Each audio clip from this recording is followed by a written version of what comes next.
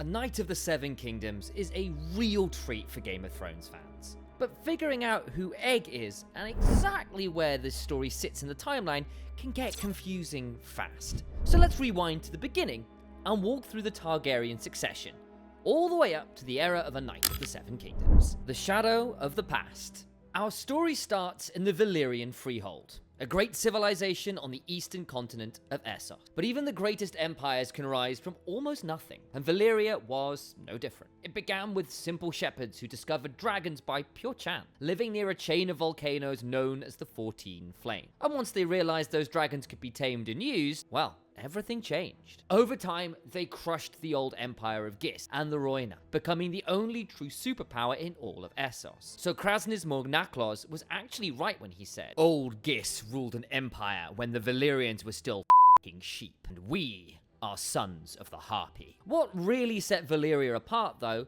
was that it wasn't ruled by a single king. It was ruled by dragonlords, powerful families who had claimed and bonded with dragons. The Targaryens were dragonlords in Old Valyria, but they were never one of the great ruling houses, which makes their rise feel almost accidental. Then, one night, Lord Aenar Targaryen's daughter, Daenys the Dreamer, had a prophetic vision that Valyria would be destroyed. She convinced her father to leave, and the family moved to Dragonstone with their 5 dragons. The other dragonlords laughed at Aenar for abandoning Valyria, but they weren't laughing when every hill 500 miles erupted, wiping out every Valyrian house, and their dragons with them. And that was the doom of Valyria, and it marked the end of the greatest empire Essos had ever seen. There are power men should never have trifled with. One that brought Valyria its doom. If we don't mind our own histories, it will do the same to us. Lord Aenar Targaryen's family survived on Dragonstone, becoming the only living link to the lost Valyrian Empire. He was the first Targaryen lord of Dragonstone. And almost a century later, a young boy was born who dreamed of conquering the entire continent west of Essos. His name was Aegon I, but history would remember him as Aegon the Conqueror. It was Aegon who crossed the Narrow Sea with his 2 sister wives and forced every house in Westeros to kneel before him and his 3 dragons. In time, King's Landing became the center of Targaryen power, and that's how an insignificant house from Old Valyria became the most powerful dynasty in Westeros. When Aegon the Conqueror died, the throne passed to his eldest son, Aenys I. But Aenys was weak and indecisive, nothing at all like his father. During his reign, the Faith Militant rose in power and openly challenged the Targaryens. So Aenys' half-brother Maegor seized the throne by force and burned the religious rebels with his dragon, Balerion. After Maegor the Cruel, the realm finally found peace under Jaehaerys I. He ruled for over 50 years, and his reign became known as the Golden Age of the Targaryen. Jaehaerys reconciled with the faith, built the Great Road Network, and codified the laws. He was, by all accounts, the perfect king. Jaehaerys was succeeded by his grandson, Viserys I, the same king we see in House of the Dragon. Viserys was kind and peaceful, and he hated conflict. But since he had no surviving sons from his first marriage, he named his daughter Rhaenyra as heir. Alas, as they say, all good things must come to an end. His new wife, Alicent Hightower, gave him several sons, and that's what set the stage for the bloodiest civil war in Targaryen history. After Viserys died, the realm was thrown into chaos, as Rhaenyra fought her half-brother Aegon II. This war, known as the Dance of Dragons, nearly destroyed the Targaryens. Most of their dragons died, and so did much of the family, and from that point on, the Targaryen ruled with politics, not fire. Eventually, Rhaenyra and Daemon's son, Aegon III, became king. Aegon III was also called Aegon the Broken King, because when he ascended to the throne at 10, he had already lost many of his brothers and seen his mother being eaten by a dragon. This horror left him a hollowed out man who wore only black, rarely spoke, and reportedly never smiled. Aegon III ruled for 26 years. And it was during this time that the last of the Targaryen dragons died. Many believe that the king himself poisoned the stunted creature because he hated dragons after witnessing the last war.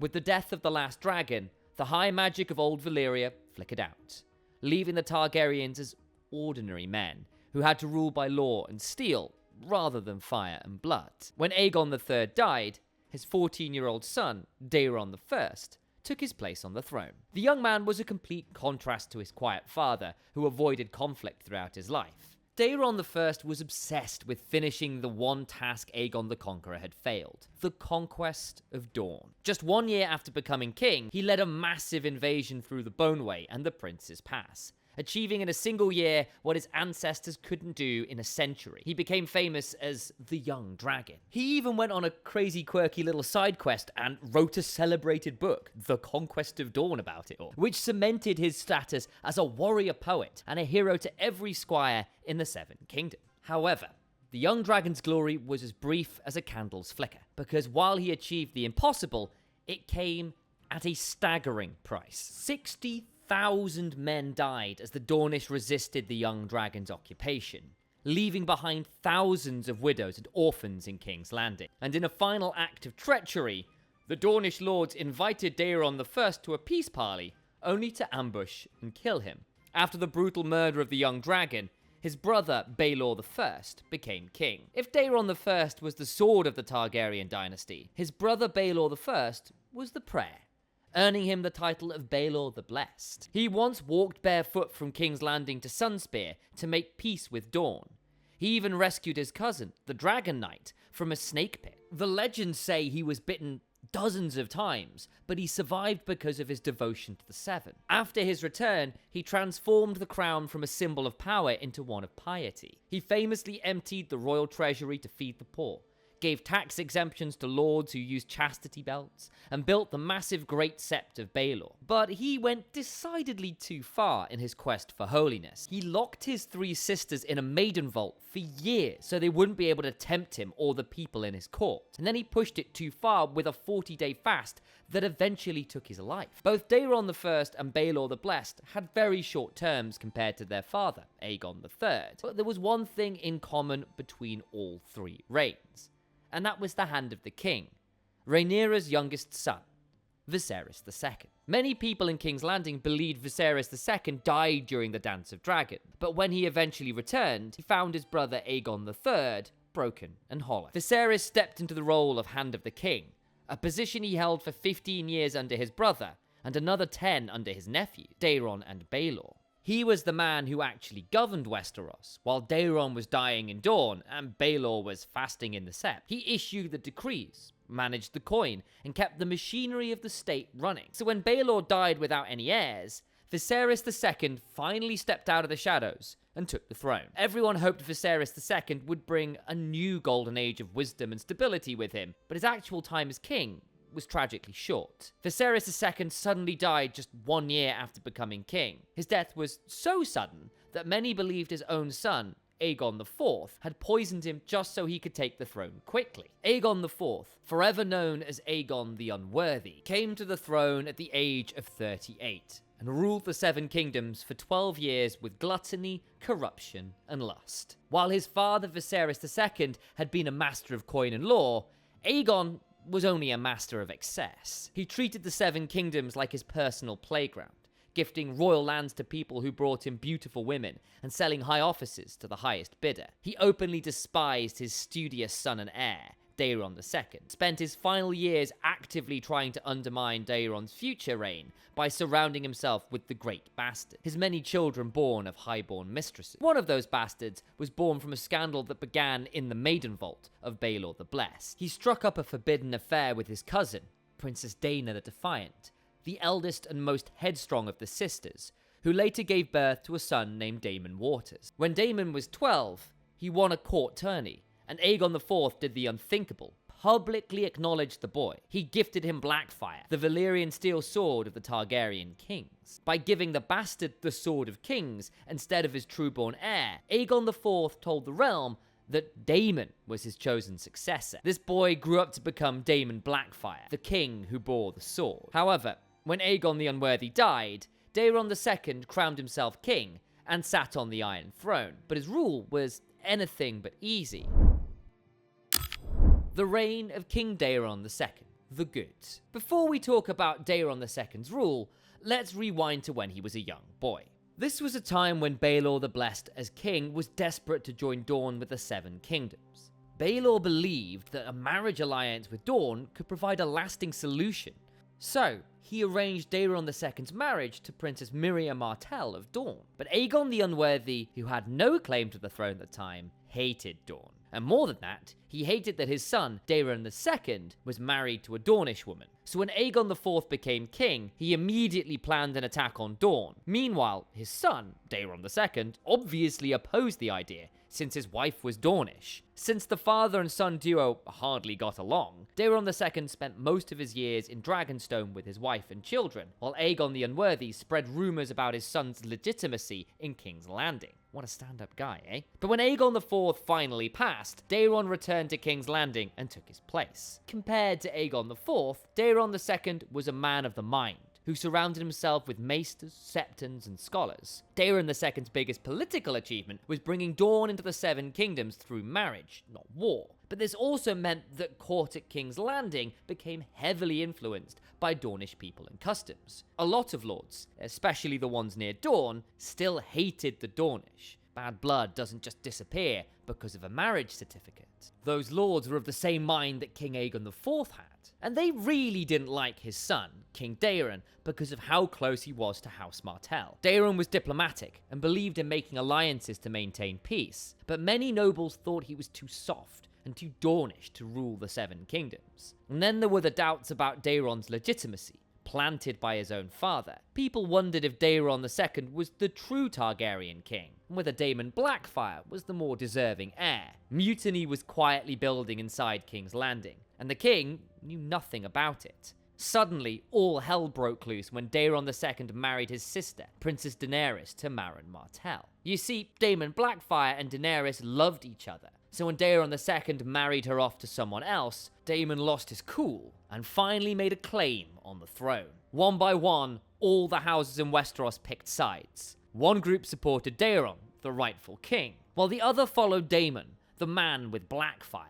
When Egged asked Eustace Osgrey why he chose Daemon over Daeron, he said, "Daeron was spindly and round of shoulder, with a little belly that wobbled when he walked. Daemon stood straight and proud, and his stomach was flat and hard as an oaken shield, and he could fight." Battles broke out across the Riverlands, the Reach, the Vale, and the Westerlands. Brother fought brother. Houses chose sides. Even the Great Bastards were divided, with Bloodraven fighting for Daeron and the Bittersteel fighting for Daemon. After a long period of fighting, the rebellion ended with the Battle of the Redgrass Field, where Damon Blackfire was killed, along with his two eldest sons, and Daeron II became the uncontested king of Westeros. But Bittersteel escaped and fled across the Narrow Sea with Daemon's remaining children and the Blackfire sword. And that's the scary part, because even though the first rebellion ended there, the Blackfire line had not. After the first Blackfire rebellion, Daeron II made sure there were consequences for anyone who supported the Blackfire claim. He stripped the rebel lords of their lands and castles,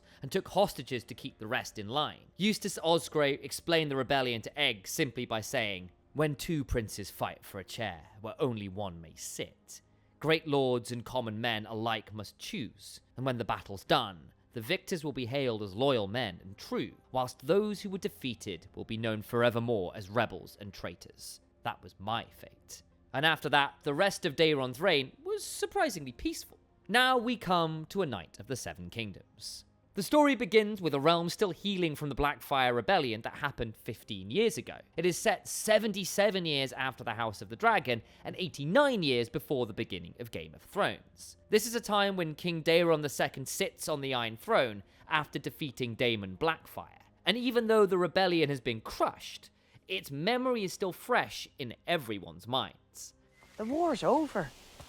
The Black Dragon's dead. Ferret said we're all to get free bread now. Are you stupid? Nothing's over. Even today, every noble in Westeros is judged by one question. Did they fight for the Red Dragon, King Daeron, or the Black Dragon, Damon Blackfire? The royal family and succession line. King Daeron II and his wife Miriam Martell have 4 sons: Baelor, Aerys, Rhaegal, and Maekar. Prince Baelor Targaryen is the eldest son of King Daeron, and next in line for the throne. He was only 17 when he defeated Damon Blackfire in a tourney at his aunt Daenerys' wedding. That single victory earned him the nickname Breakspear. But even though he was an incredible fighter, many nobles from the Dornish marches didn't trust him because he didn't look like a Targaryen, with his dark hair and dark eyes. Instead, he looked more Dornish than Valyrian, a fact that bothered many in Westeros. But Baelor proved himself in the Battle of the Redgrass Field by leading the Dornish and Stormlands armies and slamming into the rear of Damon Blackfire's forces. At the same time, his brother, Prince Maekar, held the line with his shield wall. And together, they crushed the rebels, an achievement that was remembered as the hammer and the anvil. When Duncan meets Baelor at the tourney of Ashford Meadow, he is the hand of the king and protector of the realm. But more than his titles, Baelor is a true knight, someone who genuinely believes in fairness and justice. This man protected the innocent, as every true knight must. Let the gods decide if he was right or wrong. So it only makes sense that he stood up for Duncan the Tall against Maekar's son. I will take Sir Duncan's side! Baelor is married to Jenna Dondarrion and has 2 sons, Valar and Mataris. After Baelor comes Prince Aerys Targaryen, first of his name, and King Daeron's second son. Aerys isn't interested in a knight's honor or the workings of the kingdom. He's into books about prophecy and the higher mysteries of the world. And it is in one of his books that he reads a prophecy about the return of dragons. Aerys is married to his cousin, Lady Aelinor Penrose, but he prefers his books over her company, which is why he has no heirs to carry his name forwards. Third in Daeron's line is Prince Rhaegal Targaryen, a sweet and gentle boy who suffers from a unique madness. Everyone in the realm knows about Rhaegal's condition, and even though he has 3 children, Aelor, Aelora, and Daenora, with Lady Alyce Arryn, no one in the family is ever considered fit to rule Westeros. King Daeron's youngest son is Prince Maekar Targaryen, a harsh man who doesn't care about making friends or allies, unlike his eldest brother Baelor. Leave of your senses. This man attacked my son. But that doesn't matter, since Maekar is not expected to rule, being the king's 4th son. And that bothers Maekar, because not only is he insignificant in the line of succession, but also feels overshadowed by his perfect brother, Baelor's presence. Are you cowering behind some 6,000-year-old Andal foolery? After all, it was both of them that clushed the Blackfire rebellion together. But everyone looks at Baelor as the victor and Damon Blackfire as the loser. But the unsung heir takes center stage in the Night of the Seven Kingdoms, changing his destiny forever. The 4th son of a 4th son, Egg. Now, Maekar has 4 sons and 2 daughters with his wife, Lady Diana Dane. Daeron, Aerion, Aemon, Daella, Aegon, and Rhae. Maekar's eldest son Daeron is also called Daeron the Drunkard, and as the title suggests, he is often seen, well, heavily drunk. But Daeron doesn't drink because he enjoys it. He drinks because he is a dragon dreamer, a rare phenomenon in people with Valyrian blood. He is plagued with cryptic, prophetic visions about future events, and the drinks help to block out these disturbing premonitions. I dreamed of you.